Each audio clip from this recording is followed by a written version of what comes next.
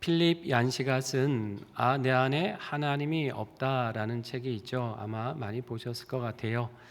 지금은 이제 표지가 바뀌었습니다만 처음에 이 책이 출판될 때 표지 그림이 이런 그림이었습니다.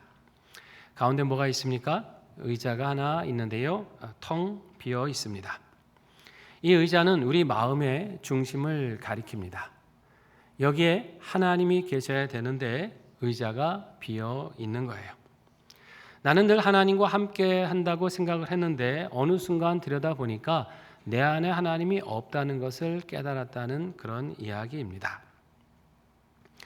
이 책 1장에 보면 16세기 스페인에서 활동했던 아빌라의 테레사라고 하는 사람의 고백이 나옵니다. 그녀는 여성으로서 최초로 교회 학자가 된 사람이고 아주 경건한 삶을 통해서 많은 사람에게 칭송을 받았던 사람이에요. 그런데 그런 그녀가 이런 고백을 하고 있습니다.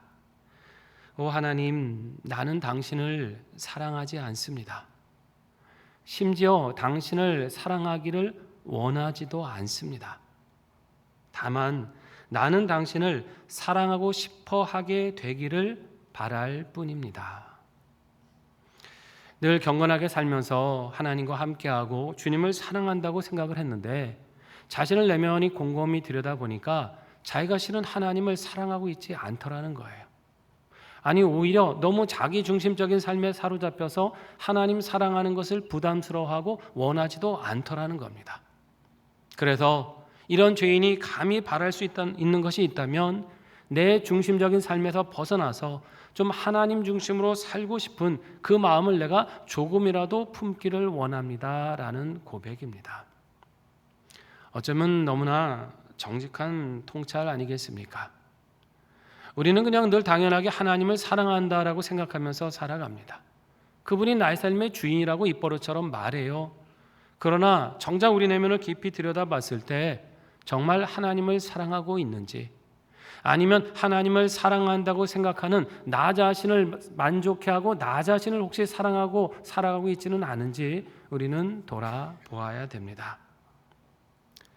하나님을 사랑하고 모시고 산다는 건 우리 기독교인으로서 너무나 당연한 이야기인데요. 사실 이게 말은 쉬운데 실제로는 굉장히 어려울 수 있다는 거예요. 주님과 동행한다고 하지만 실제로는 주님을 내가 잃어버리고 살 수도 있다는 거죠. 아니 어떤 때는 아예 주님을 내 삶에서 제쳐놓고 살아갈 때도 있습니다.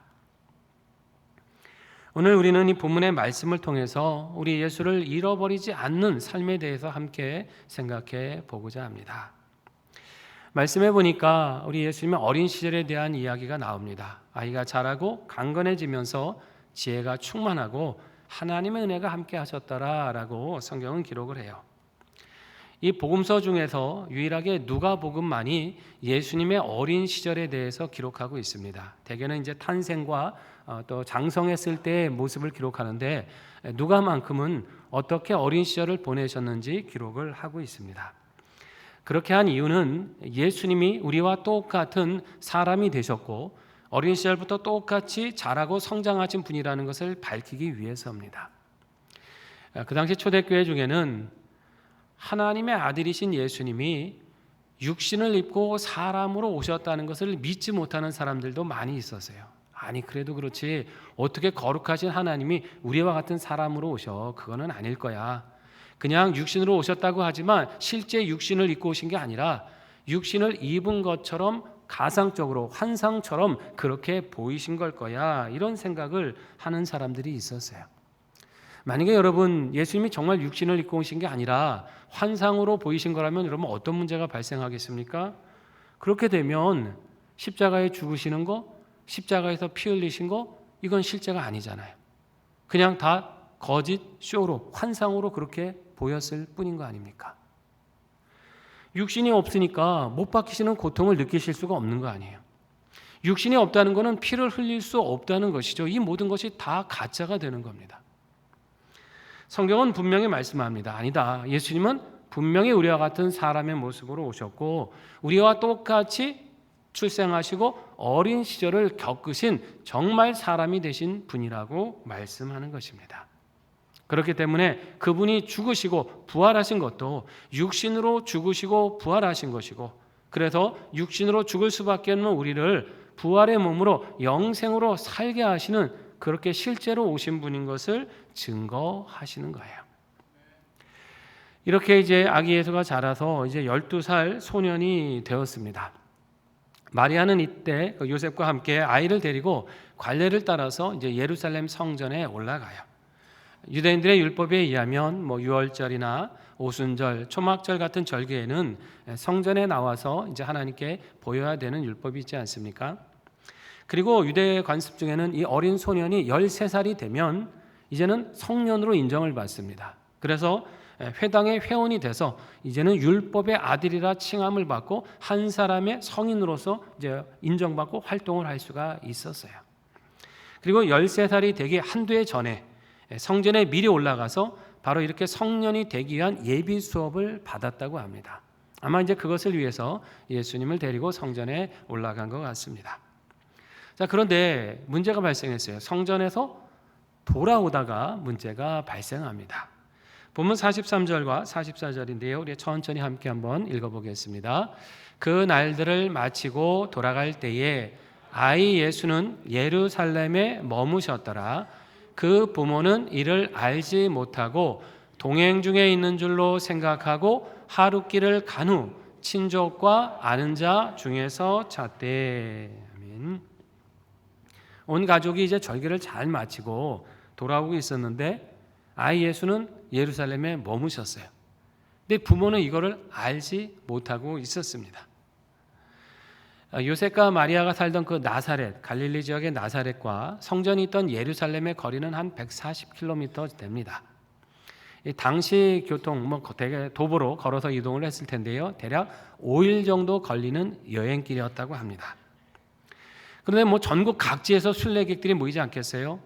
북쪽에서부터 또 남쪽 온 사방에서부터 온 동네 사람들이 일가친척 할 것 없이 함께 이 순례의 길을 떠납니다. 무리를 지어서 이동을 하는 거예요.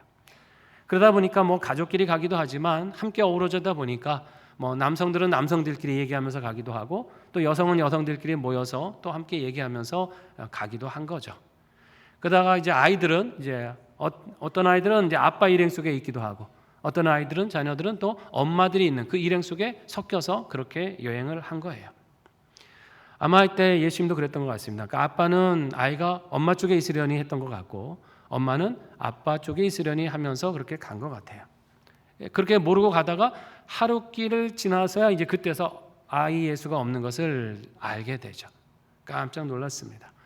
친족과 아는 사람 중에서 막 찾고 어디 있는지 돌아다녀 봤지만 전혀 찾을 수가 없었어요. 이 요셉과 마리아가 좀 무심했던 것이죠. 아니 보이지 않으면 찾아야 되잖아요. 근데 어디 있으려니, 한편에 있으려니 하고 안일하게 생각을 했습니다. 뒤에 나오지만은 이 때문에 이들이 예수님을 다시 찾기까지는 무려 3일이라고 하는 시간이 걸리게 돼요. 우리는 이 요셉과 마리아를 통해서 어쩌면 이것이 오늘 우리의 모습이 아닌지 한번 생각해 보아야 합니다. 여러분, 우리 삶에는 예수님께서 늘 동행하고 계십니까?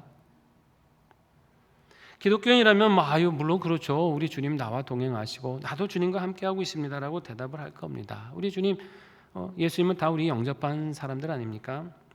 자, 그런데 그렇게 예수님과 우리가 관계는 맺었지만은 정말로 그럼 매일같이 그분과 그렇게 동행하고 있느냐 하는 것입니다.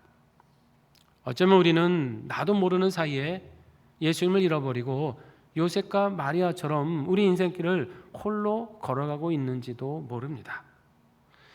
예수님을 잃어버린 것도 문제지만 그분을 잃어버렸다는 사실조차 생각하지 못하면서 갈 수도 있다는 거예요. 요셉과 마리아의 마음이 아마 분주했을 겁니다.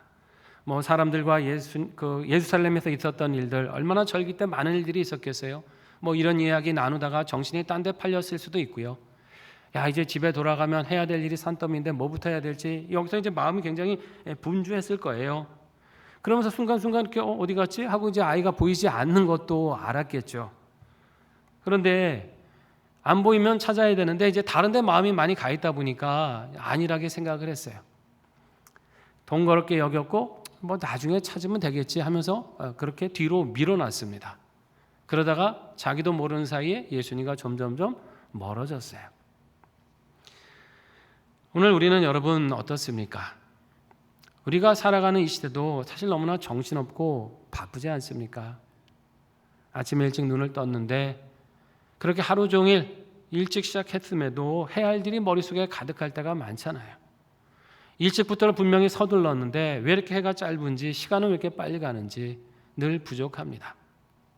일하다 보면 훌쩍 시간이 가고 사람 만나다 보면 한나절이 지나가요. 정말 이렇게 하루를 열심히 사는데 주님과 대화할 시간조차 없습니다. 그래도 이 상황 속에 내가 좀 말씀도 좀 묵상해야 되겠다, 짬을 내서 좀 기도해야 되겠다라고 마음은 먹지만 조금 이따가 시간 되면 하고 미루기 시작했는데 종일 지나도록 시간이 나지를 않습니다. 예수님과 분명히 관계는 맺었는데 예수님과 교제할 시간이 없는 거예요. 그러면서 스스로 또 안일하게 생각할 때가 있죠. 스스로 위로합니다. 그래도 뭐 주일 예배 빠지지 않고 꼬박꼬박 나가니까 괜찮을 거야. 내가 정기적으로 또 때가 되면 봉사도 하고 봉헌 생활도 하는데 그만하면 그렇게 게으른 건 아니겠지. 이렇게 스스로 위로할 때가 있어요. 예수님이 내 삶에 정말 함께하고 계신가를 우리가 고민하기보다 종교활동에 참여하는 것으로 또 그 마음을 상쇄시키려고 하는 그런 마음도 우리가 가지고 있습니다. 물론 열심히 예배에 참석하는 그 관심과 그 참여는 필요하죠. 그런데 더 중요한 건 뭐냐면 그렇게 겉으로 보여지는 그 참여하고 있는 그 행동보다 그 하고 있는 나의 동기, 주님을 사랑하고 주님을 배우고 그분과 함께하고자 하는 진실한 동기가 더 중요하다는 것입니다. 그것이 있을 때 우리가 주님과 동행하게 되는 겁니다. 스코틀랜드 출신의 알란 토렌스라고 하는 신학자가 있습니다. 이분이 한 11년 전에 우리 교단에 이제 장로의 신학대학교에도 와서 한번 강의를 한 적이 있습니다. 이분이 이전에 그 미국의 기독교인들에 대해서 설문조사를 하면서 그들의 그 신앙 상태에 대해서 이런 보고를 한 적이 있습니다. 20%의 기독교인이 주일 성수를 하지 않고 있다. 25%의 기독교인은 일주일에 한 번도 기도를 드리지 않는다. 35%는 집에서 성경을 읽지 않고 있고 40%는 봉헌 생활을 하지 않고 있다. 60%는 신앙 서적을 읽어본 적이 없고 75%는 교회에서 일을 맡고 싶어 하지 않는다. 그리고 교인 중에 85%는 전도를 한 번도 해본 적이 없다. 그런데 응답한 사람 모두 100%가 나는 천국에 갈 것이라고 대답하고 있다. 여러분, 물론 구원은 우리가 믿음으로 받는 거니까 뭐 겉의 행동을 가지고 우리가 판단할 문제는 아닙니다. 그렇지만 예배도 소홀히 하고 말씀도 묵상하지 않고 기도도 하지 않으면서 난 예수님과 동행하고 있다. 여러분, 이렇게 쉽게 말할 수 있을까요? 예수님을 정말 믿고 동행하고 있다고 한다면 그 내용도 달라지고 삶의 형식도 달라지게 될 것입니다. 동행함이 없으니까 다른 모든 것도 다 귀찮게 여겨지고 안일하게 생각이 되는 거죠. 여러분, 우리는 바쁘다는 이유 때문에 또는 안일한 생각으로 예수님을 우리 삶에서 잃어버려서는 안 될 줄 믿습니다. 교회 오래 다니는 게 중요한 게 아니에요. 뭐가 중요한 거예요? 예수님과 늘 함께 살아가는 것이 중요합니다. 그분이 내 마음 중심 보좌에 계신 게 훨씬 더 중요한 문제죠. 그분이 내 인생의 중심이 되셔야 되는 것이고 내 모든 결정의 주인이 되셔야 됩니다. 여러분, 우리가 늘 입버릇처럼 하는 기도가 있어요. 주님, 내 길을 인도해 주시고 내 주인이 되셔서 내 앞길을 이끌어 달라고 우리 기도를 드리잖아요. 여러분, 얼마나 진실된 마음으로 그런 기도를 드리십니까? 정말 주님이 내 주인이 되셔서 내 뜻과 무관하게 주의 뜻대로 내 삶을 인도해 가기를 바라십니까? 혹시 그런 기도를 하면서도 마음속에 한편에는 주님, 그래도 제가 필요할 때만 주인이 되주세요. 중요한 결정은 제가 좀 하겠습니다. 내가 어렵고 힘들 때, 내가 요청할 때 그때만 내 주인이 되시면 좋겠습니다. 혹시 우리 마음 깊은 곳에 이런 마음은 없으십니까? 우리 마음의 보좌에 여전히 내가 앉아있고 주님은 서 계시도록 하고 때로는 좀 저 뒤에 좀 계셔요. 잠깐만 좀 나서지 마시고 계셔보세요. 혹시 이렇게 뒤로 모셔두고 있지는 않습니까? 여러분 항상 내 삶의 중심에 내 보좌에 예수님을 앉게 하시고 그분을 모시고 살아가시기를 바랍니다. 바쁘다고 기도하시지 마시고 바쁠수록 더 기도하세요. 그래야 정확한 길을 우리가 알 수 있는 거 아닙니까? 세상에서 갈 바를 모르잖아요. 모를수록 더 말씀 안에서 그 길을 찾으시기 바랍니다. 여기저기 많은 얘기 들어도 말씀에서 보여주시는 길이 온전한 거예요. 이렇게 주님을 늘 모시고 동행하셔서 주께서 주시는 이 참 평강과 은혜의 길을 걸어가시기를 축원합니다. 아이 예수를 잃어버린 요셉과 마리아는 너무나 근심과 두려움에 사로잡혔어요. 그럴 것이 주님이 없을 때 그 삶의 모습 아닙니까? 근심과 두려움이 찾아올 수밖에 없는 거죠. 결국은 예수님을 다시 찾기 위해서 길을 거슬러 예루살렘까지 올라가는데요. 무려 이제 사흘이 지나서야 이제 성전에 있는 아이 예수를 발견하게 됩니다. 본문 46절과 47절 말씀인데요. 천천히 또 같이 한번 읽어보겠습니다. 사흘 후에 성전에서 만난즉 그가 선생들 중에 앉으사 그들에게 듣기도 하시며 묻기도 하시니 듣는 자가 다 그 지혜와 대답을 놀랍게 여기더라. 아멘. 성전에 가서 보니까 아이 예수가 거기 있는 학자들, 랍비라고 하는 사람들이잖아요. 율법에 아주 정통한 선생들과 앉아서 서로 대화하고 있으셨어요. 묻기도 하고 대답도 했는데 얼마나 그 지혜와 대답이 놀랍든지 거기 있는 사람들이 다 깜짝 놀랐습니다. 여기 이제 지혜라고 하는 단어가 나오는데 보통 이제 헬라어에서 지혜라는 말은 소피아라는 단어를 씁니다. 많이 들어보셨죠? 이 소피아라는 단어를 쓰는데 여기에서는 유독 그 단어를 쓰지 않고 시네시스라고 하는 완전히 다른 단어를 쓰고 있어요. 이 말은 뭐냐면 하나님으로부터 말미암은 지혜라는 뜻입니다.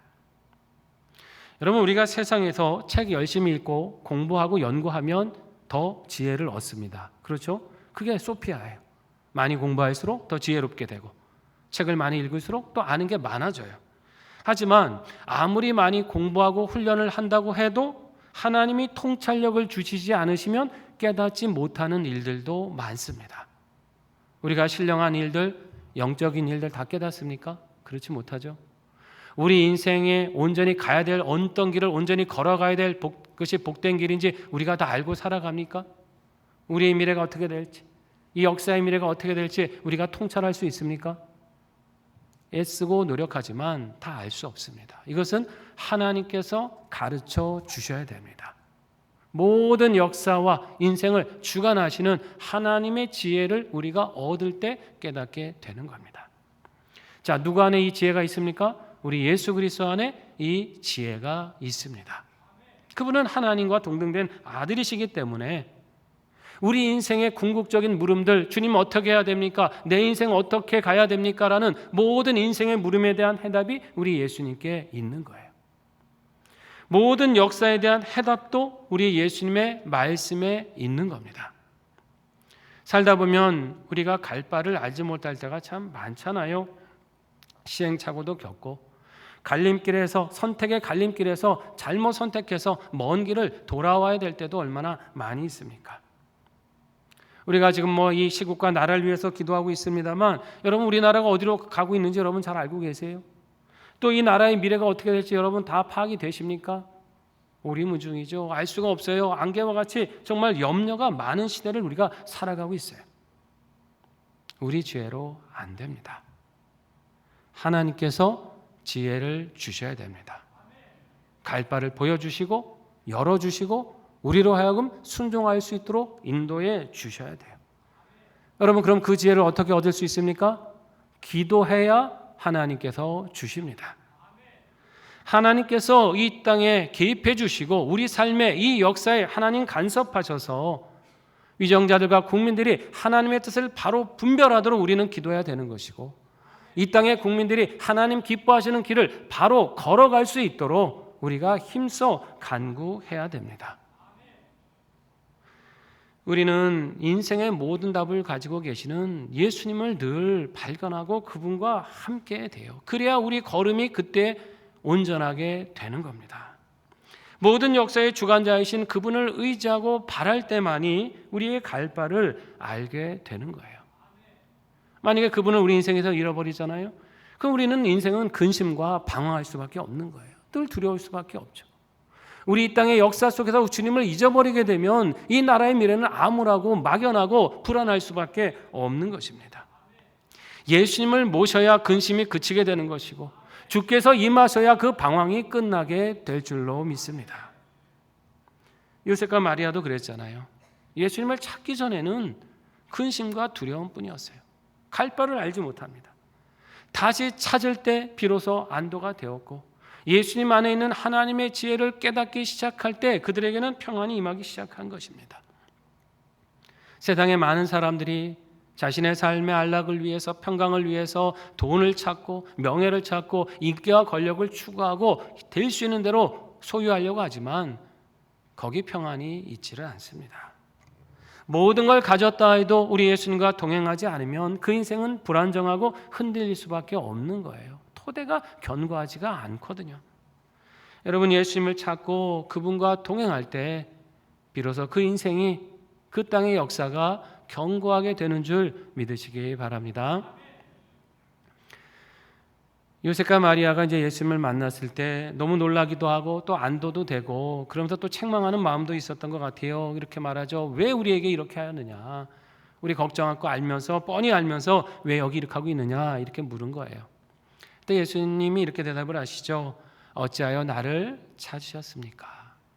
내가 내 아버지 집에 있어야 될 줄을 알지 못하셨습니까? 예수님을 만날 곳이 어디예요? 아버지의 집, 하나님의 집이라고 말씀하세요. 아버지 하나님을 경외하는 그 자리에 우리 주님이 계십니다. 아버지 하나님을 높여드리는 그 삶에 주님이 임하세요. 우리가 매주 이렇게 예배로 모이고 주중에 성경 공부도 하고 친교하며 함께 기도로 모이지만은 여러분, 우리가 그렇게 하는 궁극적인 이유는 무엇입니까? 우리의 삶에서 우리 주님을 늘 만나고 그분을 모시기 위함이에요. 그분과 함께하기 위함인 겁니다. 교회에 오면 예수님이 보여야 되고 예수님이 찾아져야 돼요. 교회에 오면 예수님에 대해서 들어야 되고 그분을 배워야 되고 그분을 마음에 더 모셔드려야 됩니다. 우리의 찬송 가운데 그분이 임재하셔야 되는 것이고 우리의 기도 가운데 그분의 응답을 만나야 됩니다. 말씀을 들을 때 주님의 뜻을 발견해야 되고 그 뜻대로 순종할 것을 결단해야 합니다. 우리의 교제 속에서는 예수님의 사랑을 함께 발견하고 나눠야 되는 것이고 우리의 봉사 속에서는 섬기기를 기뻐하시는 주님의 그 마음을 깨닫고 닮아가야 합니다. 모든 교육과 선교, 구제와 활동, 우리가 만나는 그 모든 순간순간의 중심이 우리 예수님이 되셔야 될 줄로 믿습니다. 예수님을 가르치고 그분을 전하고 그분의 사랑을 함께 나눠가기를 힘써야 합니다. 여러분, 우리가 매주 이렇게 모여서 하나님 앞에 예배하지만 습관적으로 참여하지 마시고요. 오늘 내게 나를 만나 주실 우리 주님, 내게 은혜 주실 주님을 한 주 전부터 사모하며 기도하며 나오시기를 바랍니다. 이제 조금 있으면 우리는 이제 하반기 양육과 훈련의 과정들을 다시 시작을 합니다. 이 모든 과정도 마찬가지예요. 우리가 왜 성경 공부합니까? 때가 됐으니까, 프로그램 안 할 수 없으니까 하는 건가요? 그게 아닙니다. 말씀 속에서 나를 만나기를 원하시는 우리 주님을 찾기 위해서예요. 그분께 순종하기 위해서 아닙니까? 기도하는 프로그램에 참여하는 것은 왜 그런 겁니까? 우리의 간절한 기도를 들으시는 우리 주님을 더 가깝게 만나고 그분과 동행하기 위해서인 거예요. 서로 친교하고 섬기면서 우리 안에 역사하시는 주님의 그 사랑을 발견하고 함께 격려하기 위해서 우리는 모이는 겁니다. 그래서 우리는 우리 교회를 찾는 누구나 우리 예수님을 만날 수 있고 그분과 동행할 수 있도록 도와주어야 합니다. 그리고 여러분, 그렇게 만난 예수님 세상에 나갈 때 우리의 마음 보좌에 모시고 나가시기 바랍니다. 주님 이제 만났으니까 또 여기 계시고 저 가서 열심히 살다 오겠습니다. 그게 아니에요. 주님, 이제 주님 모시고 세상에 나가겠습니다. 내 일상의 삶에도 함께 하시고 여기서 내게 은혜 주셨던 것처럼 내 삶의 자리에도 동일하고도 더 큰 은혜를 베풀어 주시옵소서. 이 믿음으로 나가야 돼요. 예배 중에 찬송했던 주님, 세상에 나가서도 내 입술로 찬송하시기를 바랍니다. 예배 중에 간절히 부르짖고 찾던 주님, 이 험한 세상 주님 나 혼자는 안 됩니다. 주님 함께 하셔서 이길 힘 주시옵소서. 세상에서도 늘 찾고 구하시기 바랍니다. 예배 중에 들으셨던 말씀 세상에 나가서도 주님 담대히 이 말씀 붙들고 순종하겠습니다. 능력 주시옵소서. 믿음으로 나아가시기 바랍니다. 서로 사랑하며 섬기면서 받았던 기쁨 그거 품고 세상에 나가서 우리 가족들과 이웃들에게 행하며 알리시기 바랍니다. 그렇게 살아갈 때 믿지 않은 우리의 가족들도 주님을 알지 못했던 이 땅의 이웃들도 우리 주님을 만나게 되고 그 사랑 안에 거하게 될 줄로 믿습니다. 이러한 신앙으로 예수님과 늘 동행하셔서 주께서 주시는 삶의 능력과 평강을 누리시고 이 복음 담대히 전하며 우리 영혼을 주께로 인도하는 하나님의 자녀가 되시기를 주의 이름으로 축원합니다. 기도하겠습니다. 우리 말씀 의지하며 함께 결단합니다. 하나님, 독생자 예수님을 통해 우리를 구원해 주시고 그 안에 담긴 보배로운 은혜와 지혜를 누리게 하시는 은혜 감사드립니다. 매 순간 주님과 더욱더 동행하며 순종케 하셔서 인생의 많은 해답을 주님 안에서 얻게 하여 주시옵고 참 평강과 기쁨의 길 걷고 이 복음 전하며 살아가는 자녀들 되게 하여 주시옵소서. 우리 함께 결단하겠습니다. 하나님 아버지 은혜를 감사드립니다. 우리를 구원해 주시고 우리 예수님 안에 감춰진 놀라운 보배와 은혜들을 우리 삶 가운데 풍성하게 부어주심을 감사드립니다. 하나님께서 주신 이 은혜를 절대 사모하며 믿음으로 나가게 하시고 내 삶의 중심의 보좌에 우리 예수님을 늘 모시고 살아갈 수 있도록 인도하여 주시옵소서. 우리 세상에서 우리 주님을 잃어버리는 일이 없도록 도와주시옵소서. 안일하게 여기지 않게 하여 주시옵소서. 간절히 찾고 부르짖게 하여 주시고 교회에서 찬송했던 주님 내 삶에서도 찬송드리고 교회에서 간절히 구했던 주님 내 삶에서도 구하게 하시고 들었던 말씀 내 삶에 실천케 하시고 받았던 사랑의 기쁨을 서로 세상에 나가 가족과 이웃과 나누며 살아갈 수 있는 믿음의 삶을 살아가게 하여 주시옵소서. 그래야 하나님 늘 주께서 내 삶을 이끌어 가시고 주께서 내 삶을 주장해 주시고 주께서 나를 이끌어 가시는 그 순종의 기쁨을 저희가 누리게 도와주시오며 이 험한 세상에서 믿음으로 승리하게 하시고 많은 영혼을 주님께로 구원하고 진리에 굳게 서서 우리 하나님 기뻐하시는 삶을 살아갈 수 있도록 동행하여 주시옵소서.